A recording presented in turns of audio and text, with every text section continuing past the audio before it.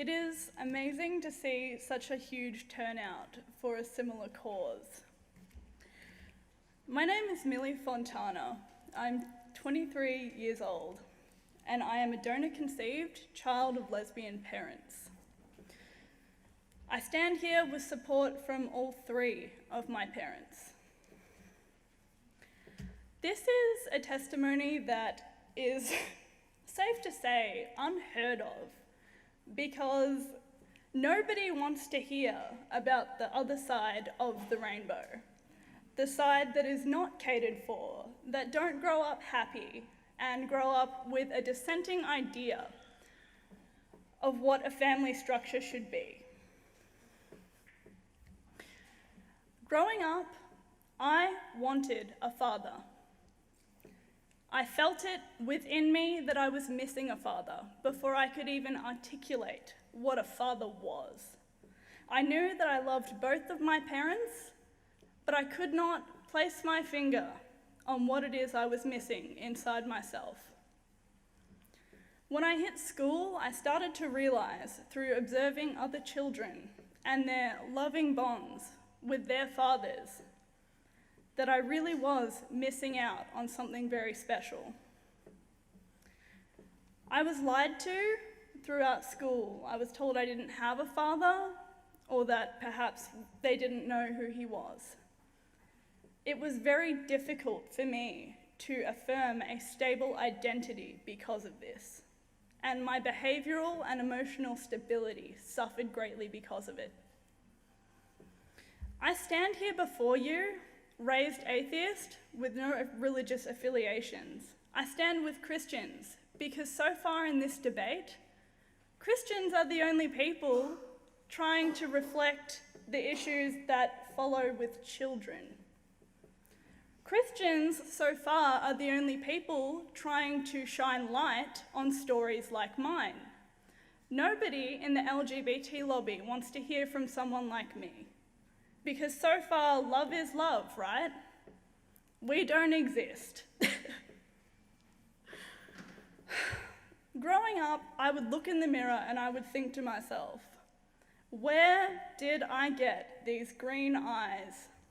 Where did I get these aspects of my personality, these talents that neither of my parents in the home had?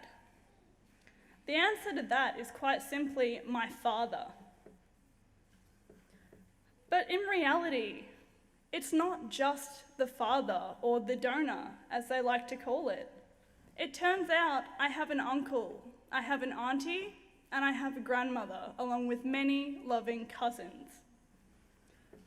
When they chose what parts of my identity were acceptable to reveal to me, they took something from me.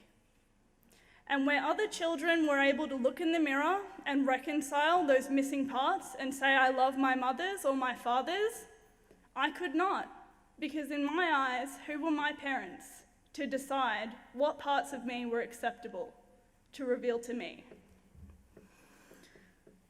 Meeting my father at 11 years old was probably the only time I had been a stable child. I saw for the very first time who I was. I looked into his eyes and I thought, that is the missing part of me.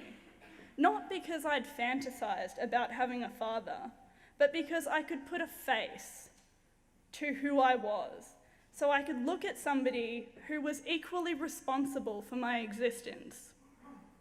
I could affirm my identity based on this man. And if I had not met my father, I would not be standing here with you today, because my emotional reaction to not having him in my life, even at such a young age, was devastating, and it caused me to regress in my development.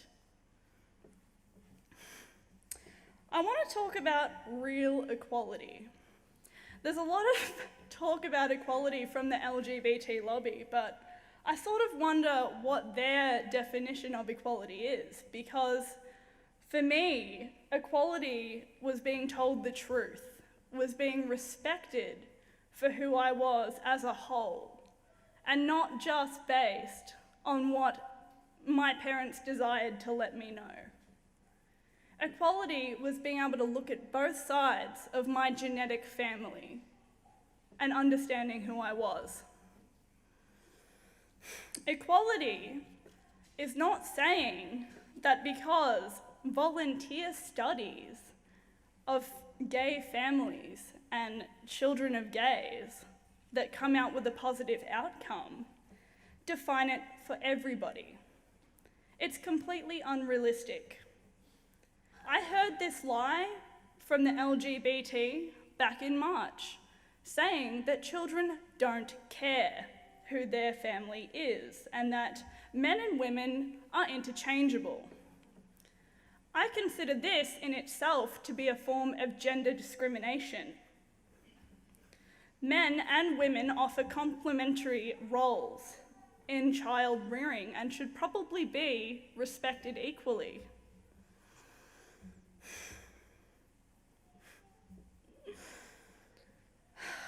It's funny the way that the gay lobby talks about homophobia. I've had stories of gay friends of mine coming to me and explaining that other gay people have called them homophobic because they would ideally prefer to raise children with a mother or a father. How utterly ridiculous. Was I homophobic when I was looking in the mirror, wondering where my father was? Was I homophobic when I looked at both of my loving parents and pleaded with them to tell me who I was? Absolutely not. But I do love all three of my parents equally. Homophobia in itself is really just an aversion to behaviour. It has been, it was there for a reason. We have evolved past that point as a society. But I really, really deeply disagree with equating homophobia to racism. A person of colour walks into a room and everybody knows what race they are. Everybody knows they're different. Anybody can walk into a room and nobody has any idea what sexuality they are, because sexuality in itself is fluid. Sexuality is not a reliable form of identity because it changes. It changes due to circumstance or even personal choice. It is not equivalent of racism, and I'm offended by the idea that I am equal to a racist for speaking out about this very topic. Why is our government trying to push an agenda that isn't based on honesty? Because in reality, in any same-sex situation, it takes a third party to produce a child. Always has a third party. So why, as a society, would we try and ignore that as a reality to the situation? I didn't get here based on 2 women. 3 people made the choice to bring me into this world. So why on earth would we try and ignore that? Science is being replaced by adult desire, the way I see it. We see in Canada, people on birth certificates are now legal parents, not biological parents. The birth certificate is changing from a document of history for a child into a document of intent. This is adults saying, I am the one who's going to take care of this child. But what information does that give to the child? It's not realistic. Nobody makes a birth certificate for intent. It's for information. It's for heritage.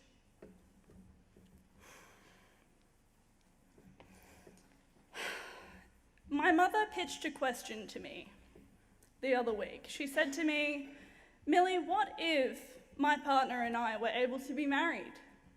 What if we had that stable household environment that everybody else has? And I answered the question very simply. It was basically, I answered with another question, which would have been, how would psychologists have treated me for my underlying issues of fatherlessness if to acknowledge fatherlessness was a form of discrimination? How would any physician under threat of legal action have treated me under that circumstance? It was met with silence. Nobody thinks about this before we rush ahead to marriage. And I think it's really funny that Obama has stood up and said it's time for everyone else to evolve. But last time I checked, evolution took a fair few steps. It took a little longer than a decade to eventuate. And it took everybody with it. Evolution was not made by one political agenda that is silencing even the other half of the LGBT. This is an extremist minority that are pushing, from my opinion, what seems to be extinction of gender in itself. I don't see gender equality. I see a pitch to get rid of gender altogether.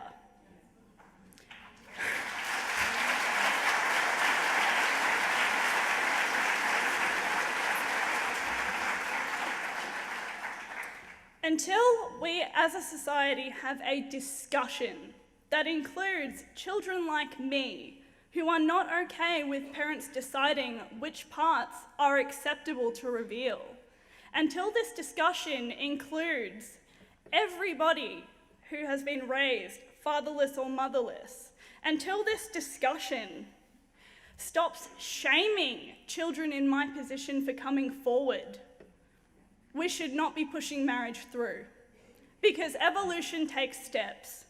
And I am not going to stand here and be silenced by people telling me what was acceptable for me to feel. That I'm a bad person for wanting a father, that maybe I didn't love my mothers enough because I wanted a father. It's bull, and I won't support it. I thank you for coming here tonight.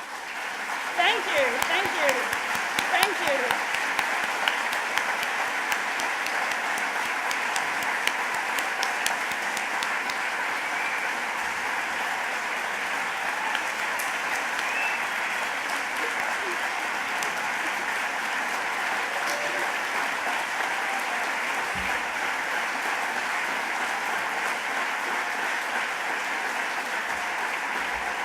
Can I finish? Thank you so much for the standing ovation, but I just want to say that it's really great to see everybody here in support of the same cause, because everybody deserves a voice, and I won't stand here and let people shame Christians or anybody of faith, just based on faith, for standing up for children, because it's ridiculous.